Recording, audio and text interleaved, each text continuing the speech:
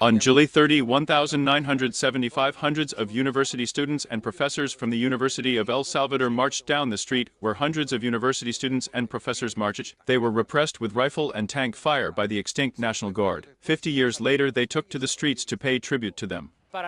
For us students, it is a very noble feeling to go out to march and to commemorate those who were massacred and the martyrs of July 30th, 1975 inches. For me, as the daughter of a survivor who had to throw herself from this place, from this overpass to save her life, for me it is an honor to be here again raising our voice, just as they did 50 years ago in defense of the University of El Salvador, in defense of the right to higher education, in defense of the right to health, in defense of the communities. The university community, as every year, once again demanded justice. Since 50 years after the bloody repression, the murderers remain unpunished.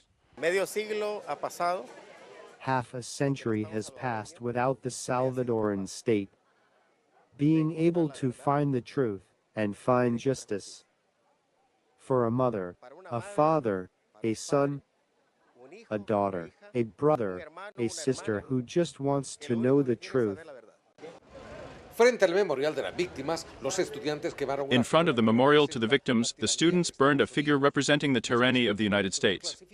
According to declassified documents, the military counted on the criminal complicity of United States advisors.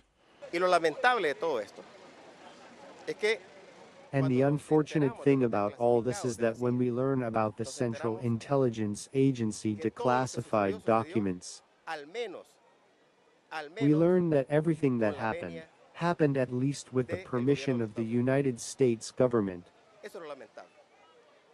That's unfortunate, because they saw science, education and human rights, education and also university autonomy, as the enemy to be defeated.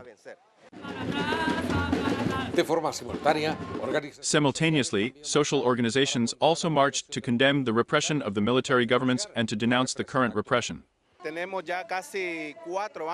We have already had almost 4 years of a regime of exception in which the exercise of fundamental rights has been restricted in a generalized manner, including the exercise of freedom of expression, the right to the inviolability of the home, among other fundamental rights that are being restricted.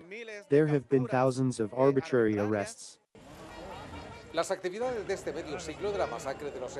The activities of this half-century of the university students' massacre were held under the slogan "Memory unites us and justice commits us" and symbolizes a cry for justice and truth. Roberto Hugo Preza, TeleSUR, El Salvador.